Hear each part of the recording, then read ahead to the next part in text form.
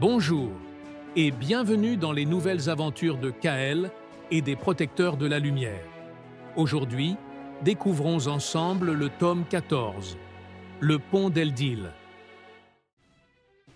Après avoir quitté la sombre forteresse d'Ardur, Kael et ses compagnons doivent atteindre la cité d'Eldoria pour prévenir les rois de l'arrivée imminente de l'armée des forces obscures.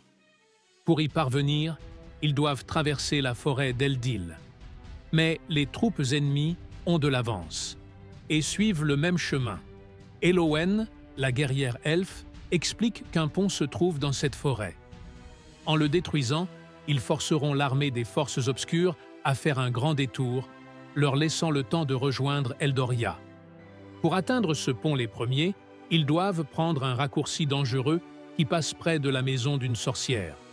Malgré les avertissements et le danger connu, Kael et ses amis décident de prendre ce chemin.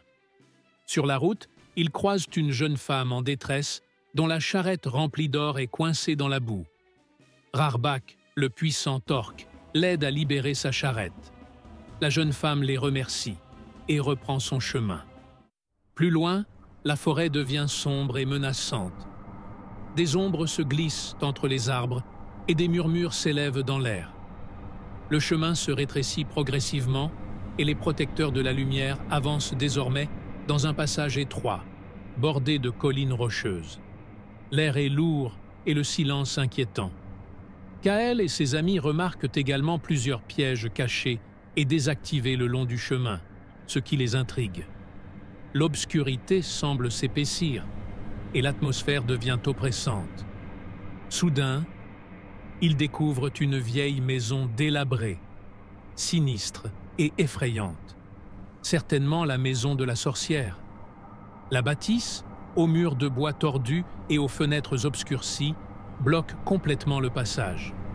Il semble qu'il est nécessaire de la traverser pour continuer. Malgré la peur qui les gagne, Kael sait qu'ils n'ont pas le choix. Il frappe à la porte de la vieille maison.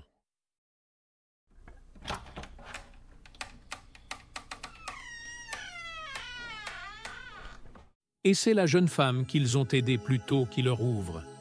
Elle se présente sous le nom de Lyrbial et leur révèle qu'elle est la gardienne de la forêt. Leur rencontre précédente était une épreuve pour tester leur bonté. Agréablement surprise par leur comportement, elle avait désactivé les pièges pour leur permettre d'atteindre sa maison en sécurité. Lyrbial les conduit ensuite à travers un tunnel qui passe sous sa maison. L'endroit est sombre, étroit, et l'air semble presque immobile. Chaque pas résonne contre les parois humides. Après quelques instants dans l'obscurité, une lumière apparaît au bout du passage. Ils débouchent alors dans une magnifique clairière, baignée de soleil, peuplée d'animaux paisibles. C'est en présentant cet endroit enchanteur que la jeune femme explique entretenir volontairement les rumeurs de sorcières, afin de dissuader les intrus et protéger les animaux de la forêt. Kael lui demande alors le chemin le plus rapide pour atteindre le pont d'Eldil. Elle leur montre ensuite la direction à suivre.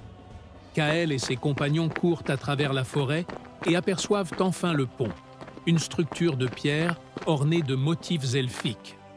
Le sol juste avant l'ouvrage est intact, aucune trace fraîche de pas.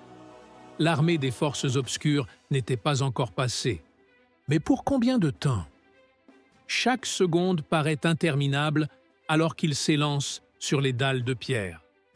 Quelques instants plus tard, ils parviennent à le traverser, essoufflés mais soulagés. Alors que Kael se concentre pour libérer la puissance de son médaillon et détruire le pont, l'armée des forces obscures arrive menée par le redoutable général Krelm Shadowrend. Kael remarque alors que Krelm tient un sceptre, et juste avant que Kael ne libère son pouvoir, il commence à le lever, avant de brusquement se raviser. Intrigué, Kael déchaîne tout de même son onde d'énergie à temps. Le pont s'effondre dans un fracas assourdissant, stoppant net l'armée ennemie. Furieux, le général Krelm Shadowrend ordonne à ses troupes de rebrousser chemin. Kael et les protecteurs de la lumière reprennent leur route, suivant Lunaire qui presse le pas à travers la forêt pour rejoindre Eldoria au plus vite. Leur mission est loin d'être terminée, mais grâce à leur courage et à leur unité, l'espoir renaît sur le continent. Si vous avez aimé cette aventure, n'oubliez pas de vous abonner pour ne rien manquer des prochaines histoires de Kael et les protecteurs de la lumière.